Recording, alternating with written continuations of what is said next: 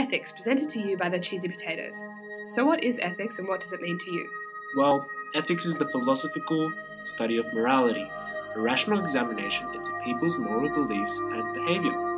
However, more narrowly, computer ethics or ethics in information systems concerns the morals and principles behind human and computer interactions. So why do we care? Well, ethics govern our rights and obligations. They protect individuals from breaches of privacy, liability, and equality. Furthermore, they ensure companies are producing feasible levels of system quality whilst encouraging a concern of social consequences such as accessibility and sustainability. In short, ethics cover the 5 moral dimensions of the information age. These are information rights and obligations, property rights and obligations, accountability and control, system quality, as well as quality of life.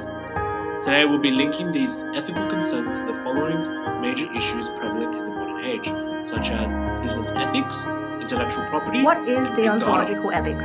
Deontological ethics is concerned with the intentions behind actions to determine whether actions are considered right or wrong. This ethical framework is part of what is called normative ethics, which aims to find practical ethical answers. What is a real-life example that we can apply? WikiLeaks is a good example. Despite the resulting dangerous government conflicts and political strain, the intention of transparency was morally right. So why do we care about deontology?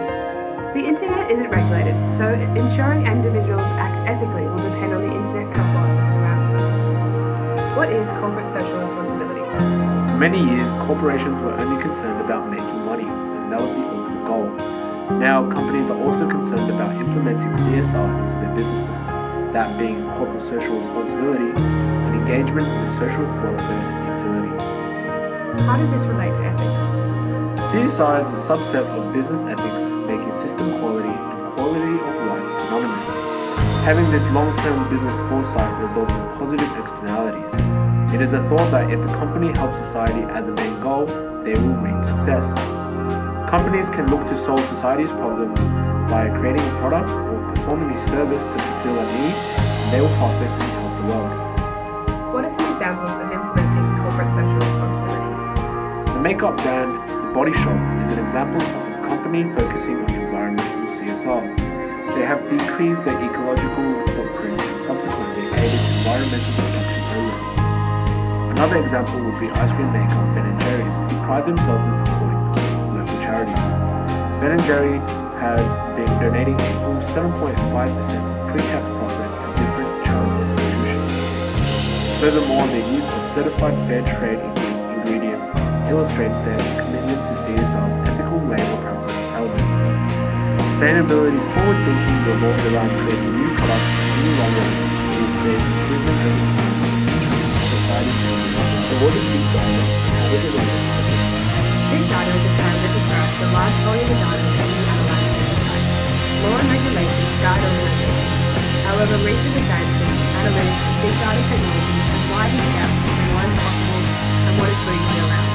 We will discuss a new ethical questions around what is acceptable. And by 2018, down to 50% of business ethics violations were found in companies. So why should we care about it? What are the risks for us? The first risk is that anonymization could be impossible. Large datasets are often subjected to anonymization process to enable the data to be used for marketing or scientific research. However, no useful database can ever be perfectly anonymous. Re-identification is a process where bodies of low-sensitive data, when correlated, can often result in a set of data that has much greater significance than the original data sets. Imagine you participated in an anonymous scientific study and your data is re-identified. This actually happened in 2013 when a Harvard professor re-identified the names of 40% of participants in a DNA study. The second risk concerns many consumers using social media or internet-based services carelessly, allowing others to make use of information in unintended ways. Think about the number of times when you accepted terms and conditions without reading it, or when you publicize your location on Twitter, Facebook, or Instagram. Companies face reputational damages if consumers feel their trust and confidence have been breached. Real-life cases concerning ethics and why should we care? Well, one of the biggest issues is the problem of accountability and control, which is determining who is held accountable or liable for harm to individuals, breach of collective information and property rights. A recent case where accountability is questioned is the Dallas Buyers Club piracy case, where copies of the film were illegally downloaded in Australia. The whole case involved the company trying to force ISPs to hand over details of the users who torrented the movie, but in the end, the court determined that DBC's request was unjustifiable. Knowing this, we then ask ourselves, who is responsible for the illegal downloading of content? The users who downloaded the movie, or the internet service providers who is allowing it to happen? What you've mentioned is just seeing who is responsible. How does breaching ethics directly affect us? Sometimes companies can actually act unethically and use information systems to collect data on users, which can influence their way of life. Facebook has recently been involved where they breached ethical guidelines by exposing users to a private study without their consent. This involved collecting information on whether subtle changes on news feeds affected the emotions of users. This is a highly concerning ethical issue, as Facebook's use of their information technology can affect people on a personal level. It is essential that companies incorporate ethical values and policies to protect consumers, as mentioned earlier, when using information technology. This is to prevent breaches of ethical rules such as invasion of privacy and consent like Facebook did. So what is intellectual property? Intellectual property is defined as the property of your mind or proprietary knowledge. Basically, the productive, new ideas you create.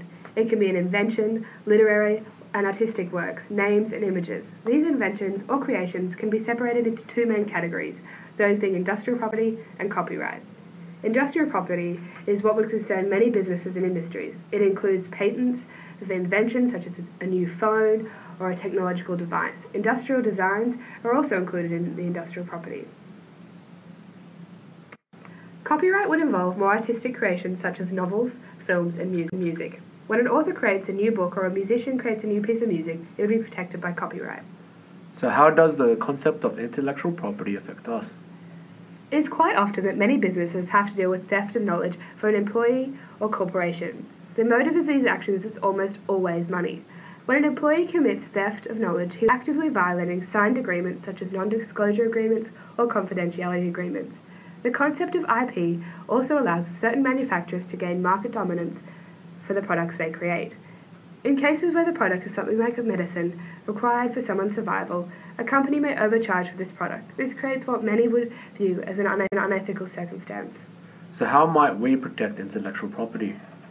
Before we get to the stage where NDAs are signed, we must determine how an individual or corporation may benefit us before sharing knowledge with them. Information should then be shared on a need-to-know basis. Overall, we are presented with the fact that an element of trust is involved in intellectual property. When sharing information, we must assume or judge that the party or parties we are sharing information with have no malicious intent and are following an ethical code of conduct.